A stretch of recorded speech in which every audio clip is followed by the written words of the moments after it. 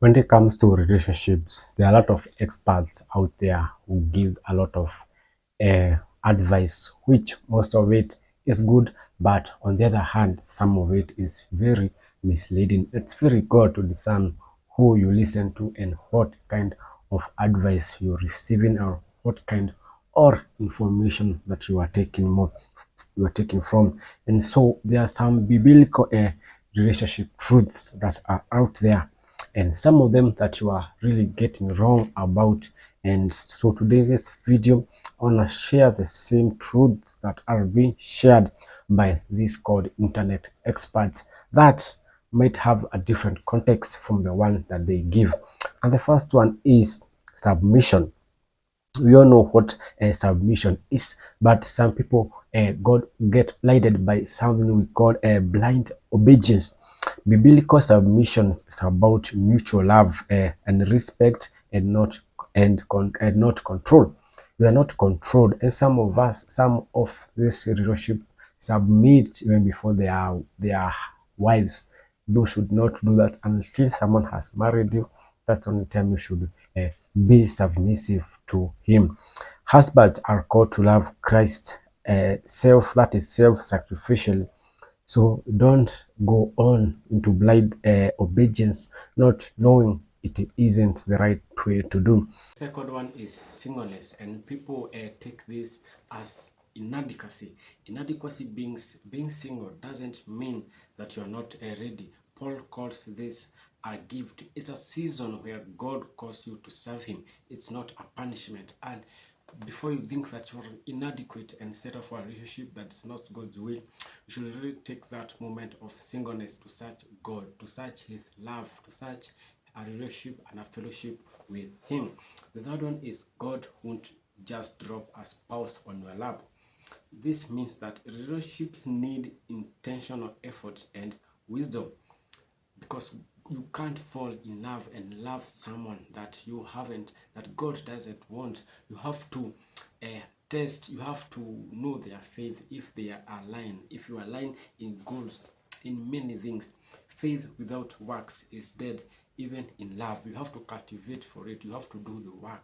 You have to do the work that is needed for this relationship to be intact, for this relationship to work. Not just going there without seeking God and just doing it on your own and leaning on your own understanding, which will lead to falling. The fourth one is a spouse won't complete you. And this is that only Christ can fill that role.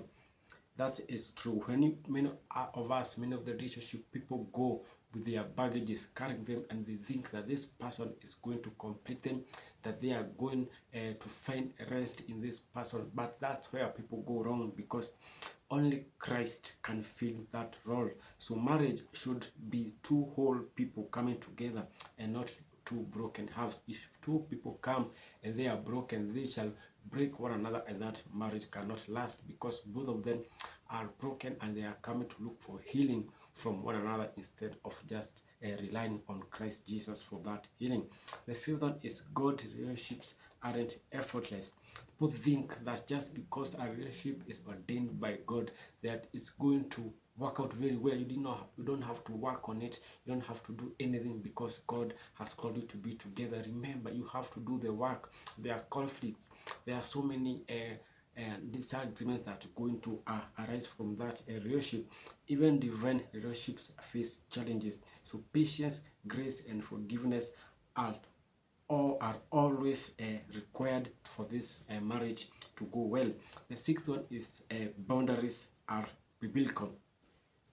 So this means that there must be boundaries if you are a deep-rooted Christian and know what you're doing and the values that you have. So true love includes limits.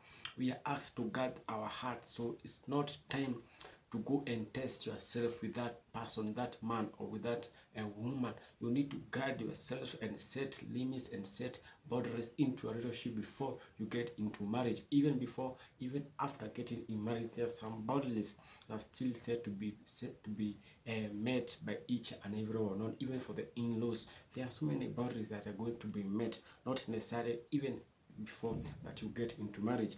The seventh one is women can be active too. When you get this, that women can be active too, I think of the person Ruth, because Ruth also made a move. You can remember the proverb that one woman is wise and is proactive. That Ruth, when they went with Naomi, she used to work on a person's land, and Ruth sent her. Ruth sent her to go and try to woo this person, and eventually they ended up getting married to him.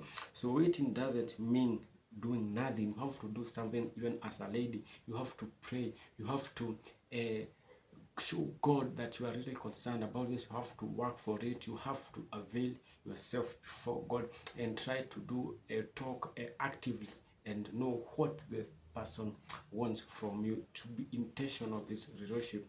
The last one is about hardships, or about the word hard, because when you hear about hard, you think it's not from God, because a relationship being hard doesn't mean it's wrong. Growth often comes from struggle. There shall be struggle. There's no one saying that there will be struggle. There will be struggle in that relationship for you to keep it going up. There will be struggle that sometimes you have to compromise for you to align together. There, you must work each and every day for both of you to be in a good marriage, for you to be in a good relationship that is working. But in all, you must put God first.